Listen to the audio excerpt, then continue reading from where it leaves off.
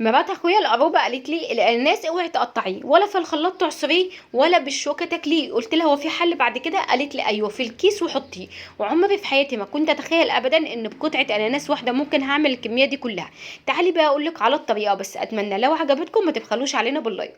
وطبعا مش هنرمي قلب الاناناس ده، طلع كنز يا جماعه وهتشوفوا كل حاجه.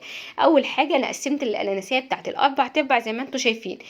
هسيبهم في طبق على جنب، وهبدا ان انا اجيب قلب الاناناس وفي الخلاط كده على طول، وعليهم 3 معالق كبار ونص من السكر الحبيبات العادي ونص كوبايه من الميه، واخلطهم كويس جدا وبعدين اصفيهم بمصفى تكون ضيقه.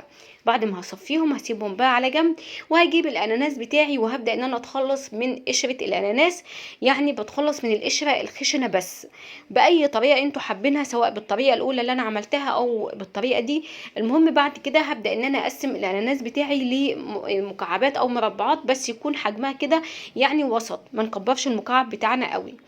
بعد ما هخلص كل كميه الاناناس زي ما انتم شايفين بالطريقه دي بقى، هبدا بقى ان انا اجيب اي كيس نايلون او اكياس تلاجة او اي كيس معاكي متوفر، وهنبدا ننزل بقطع الاناناس زي ما انتم شايفين. بعد كده فاكرين بقى العصير اللي احنا عملناه من قلب الاناناس؟ مش هنرميه، هنضيفه على طول على الاناناس بالشكل ده كده.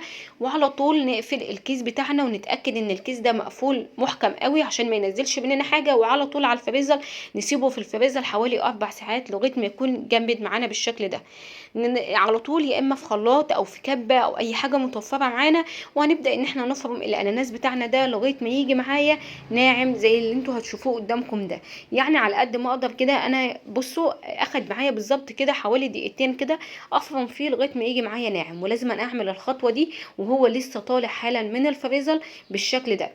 هنحتاج ايه كمان؟ احتاجت نص كوبايه من الكريم شانتيه، وانا بستخدم كريم شانتيه المتحده، وعليه كمان معلقتين 2 من السكر، نص كوبايه من الحليب المتلج. ممكن تستخدموا كمان ميه متلجه بدل الحليب.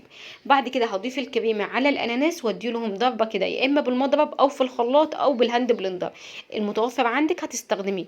وفي الثلاث مكونات سواء بالمضرب او الهاند بلندر او الخلاط هيديكي نفس النتيجه. انا بخلط بس الكريمه مع الاناناس لغايه ما يعمل معايا الفوم ده، وده هيتعمل بالخلاط عادي. بعد كده هجيب بقى العلب بتاعتي، انا استخدمت علب اللي هي الرز بلبن او العلب البلاستيكيه العاديه عندنا، وندخله بقى ايه التلاجة. اللهم بارك كده.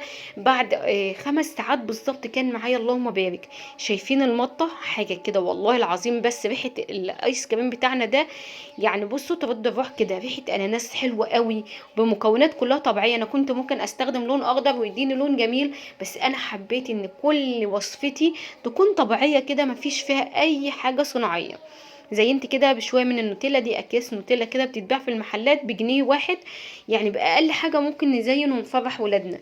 بصراحة اطعم ايس كريم اكلته في حياتي واحسن من الجاهز بكتير. عاوزاكم كلكم تجربوه.